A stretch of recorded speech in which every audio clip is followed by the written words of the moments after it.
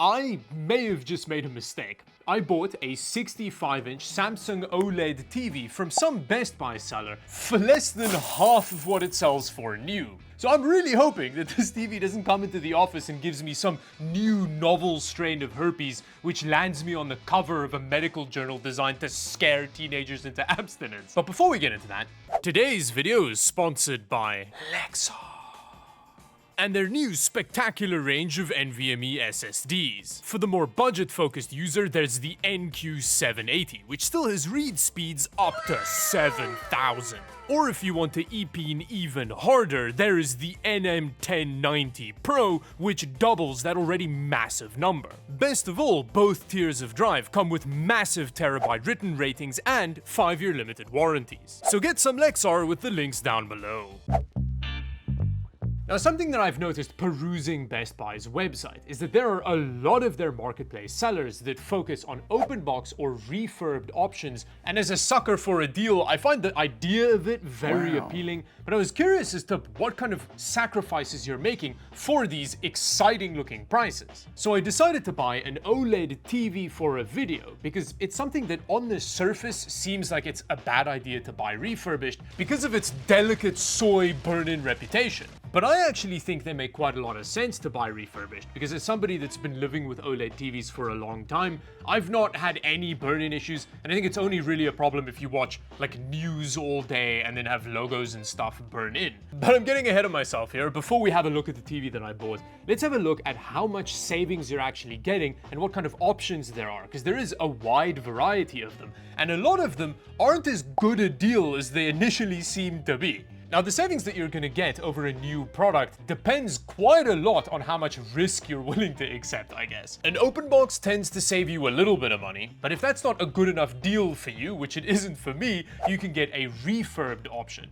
Best Buy grades its refurbs from excellent, good to fair. I think fair is the worst condition. I haven't seen anything lower than that on the website. The problem with this grading though is that it's quite vague. A good refurb, for example, it says that it's got signs of wear and micro scratches, but it doesn't specify where. So for a TV, for example, if it's on the back, it's not an issue, but if you have signs of wear on the display, that's a pretty big issue. But I guess that's part of what we're trying to answer here today. The thing is though, the excellent and good condition refurbs aren't that good of a deal, because a lot of these sellers have really expensive shipping options, which makes sense, a TV is huge, but once you tack on $300 of fees, is it really worth going with the risk of having a TV that has scratches on the front of it? Although with good, I think it's potentially unlikely, but still. Which is why I ended up getting this fair condition Samsung 65-inch S90 TV, which apparently has visible signs of wears and scratches in an unspecified location on the TV. But I was willing to accept that risk because it cost 1,100 Canadian dollars, and because the seller was based in British Columbia, the shipping was really cheap.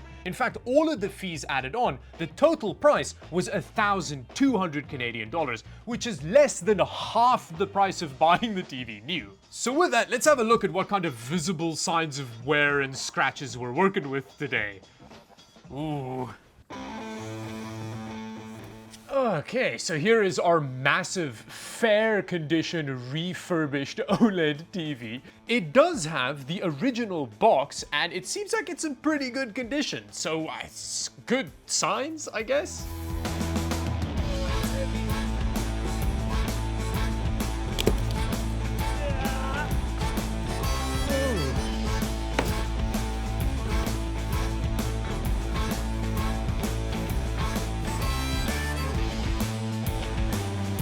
That is terrifying. You're just desperately looking for something to grip so that the bottom bit doesn't fall over. But again, the packaging seems good.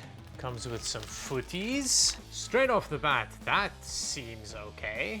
Yeah, they're both fine, if pretty plasticky and lame seeming, but yeah, they're okay. There's just a teeny bit of like scuffing on the base of this one, but it's not too bad. Oh yeah, that is a clearly used remote. There is some grease from the previous owner on this, and that looked like a bit of thermal paste on it for some reason. Oh cool, is that like a solar cell? And this is very exciting. It comes with a removable power cable, which is something that LG doesn't seem to do with their OLEDs. That's a bit of a bummer. But I like that this one does come with it. And the cable, you know, is pretty nice. There's some soft touchness to it. And then the final thing is the base plate for the foot, which seems a lot more impressive. I'm glad, because the feet themselves seemed a little losery. And it's in immaculate condition. Wow. Gently peel that off. Oh, it's so huge. Now the bits that I can see on the back so far look decent. I mean, there is like some big fingerprints. Ooh, there are some scratches on the back here, but this is where we wanted the scratches, right? If these are the scratches that make it fair condition, I'm happy with that. I'm happy with that, as long as it's not on the front of the screen. But yeah, I mean, you can see some use on it, you know? But the actual back of the display seems fine, so that's a good start.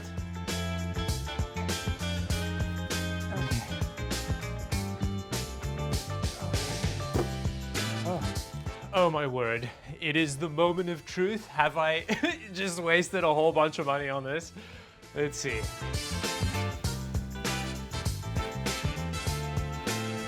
Ooh, I mean, things initially looked really promising. I'm not seeing anything concerning. There's no like obvious gash on the front of it. But as I examined it closer, more problems started popping up. So that's a spot. Let's see if we can clean it off. It's really difficult to spot.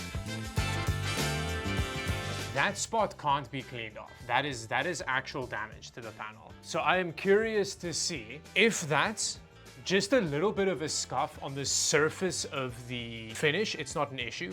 But if those pixels are actually damaged, then it's a different story.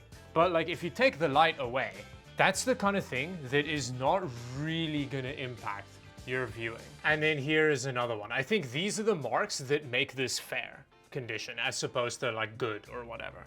Oh, there's actually some more over here and up here.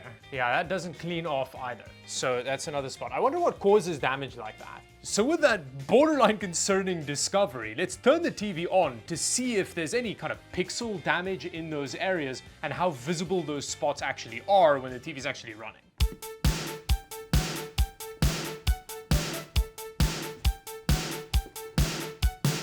When it's off, you can it seems like there's a smudge on the TV here, but it looks like a fingerprint. Now, with my blatant coping out the way, the bits of damage that I showed you in the previous clip is here on the TV. It's spread all over the display, but unless the light hits the display at the correct angle and you're specifically looking for it, it's really hard to see. Next, the setup process went off without a hitch, and running an OLED test video gave really promising results. I mean, the panel looks fine. I can't even see dead pixels at all. The uniformity is really good. I mean, that's one of the things with OLED, is that the actual panels are kind of indestructible, is what I've been learning over the years. There was also zero sign of burn-in, which makes complete sense considering what I find out later about the panel, but we'll get to that in a little bit. Next, I spent a while trying to remember the controls for Gears of War while being very impressed by the quality of this display. Even having been curb stomped, this S90 is real impressive. Having said that, if you're relatively close to the TV, there is a noticeable reduction in sharpness with the 65-inch TV over a 55-inch 4K TV.